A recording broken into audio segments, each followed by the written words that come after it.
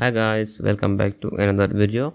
So let's take a look at Solayer or the layer token itself. Now this is really interesting coin. It launched back in Feb of 2025. It actually ended up getting listed on the Binance and some other exchanges at launch. But Coinbase has just finally announced that they will be listing Solayer soon. As you can see here, this is in their roadmap. Now the reason why this token is really interesting is because this is a true pump and dump I think you have ever seen. So the token basically ended up going as high as from 60 cent to as high as $3.4, and in just a couple of days it actually going as low as $1.3.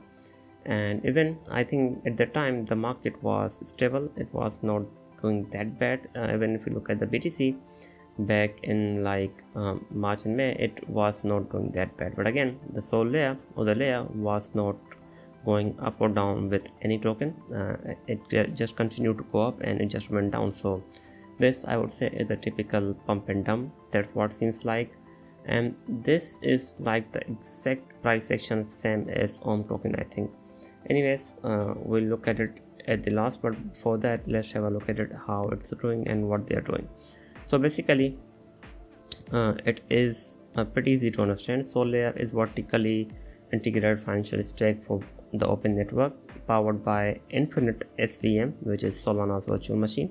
So basically Solayer delivers unmatched performance up to 1 million transactions per second by providing a seamless on-chain to real world experience through native assets, DeFi tools and Emerald card. So they do have this card going on. So the big thing that they have going on would be that Infinite SVM, which is this one.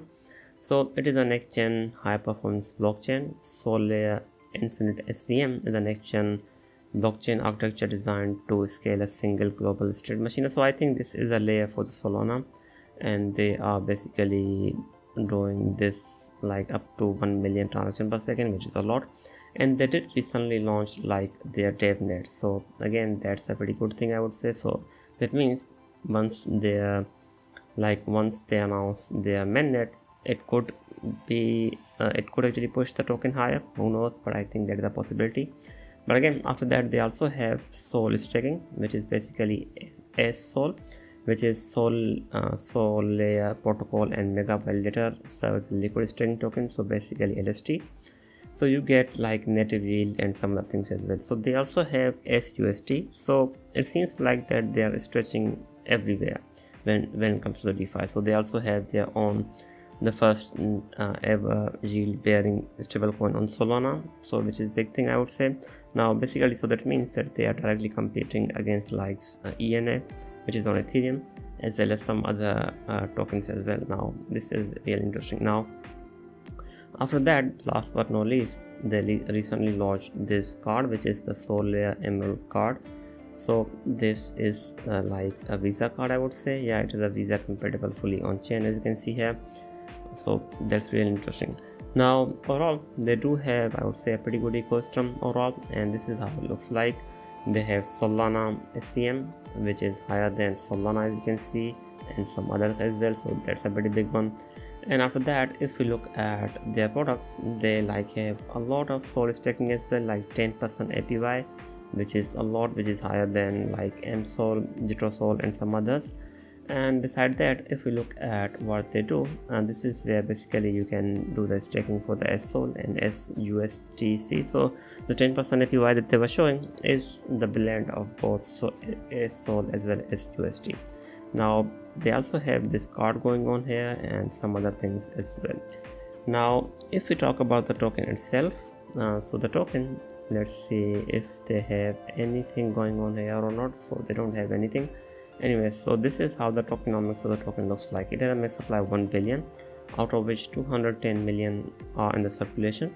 And if you look at the token unlocks, the investors get around 166 million tokens, and the team gets around 171, and the investors and the team will most likely get their tokens starting from Feb of 2026. So the weird thing about this token is that there was no token unlocks or anything. The token just continued to dump so it is unclear what happened here. So I think the most likely reason would be that there was a massive buyer somewhere around here and they actually ended up dumping the token. I'm not sure about that, but this is a bit unclear why the token did go down. And of course this is the TVL, and they are not doing that well when it comes to the TVL department as well. So they have been going down ever since their airdrops. There were a lot of airdrop farmers. They could be the one that may have dumped the token, I'm not sure, but again, the airdrop farmers just left the ecosystem, and as of now the token has been struggling, or its TVL has been struggling as of now. Now if we talk about its price, again I think the Coinbase listing could have a positive impact on the price, but again it just hit a new all-time low, so there's a possibility that the token could actually continue to go down. I'm not sure. So as of now the Coinbase has only added them to the roadmap, so they have yet to announce when they will list the token. So again I'm not sure how much impact it will have, but again the announcement basically happened back somewhere around here, and the token actually ended up going from 50 cent to as high as 60 cent, and after that it continued to hit a new all-time low. So I can deduct 2 or 3 things from here. So basically the first thing is that it has a massive bias waiting to sell whenever the token sees a pretty good liquidity. That is my first, I would say, point. And again, even if it continues to go up, or even if it goes up after the listing, I think we could see like a dump as low as 57 cent as well. There's a possibility. But again, there is this massive surge as well, so there's a possibility that it could do the same.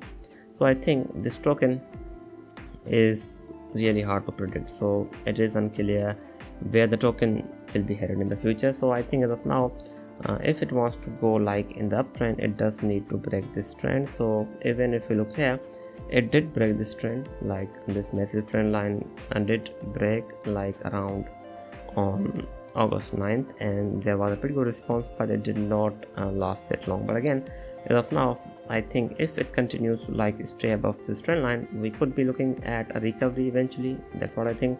So as of now, I'm expecting a low of like 43 cent or even like 45 cent if market doesn't go up. So if the market does go up, we could be looking at this trend line as well. So this is another trend line that I was looking, so we could also be looking at this trend line as well. So the token may actually like trade here, somewhere around here, so it can do this, or this is the first possibility that I'm looking at. And the next possibility would be that after the listing, it sees a massive price, I would say see the massive breakout from here. We could go as high as 83 cent.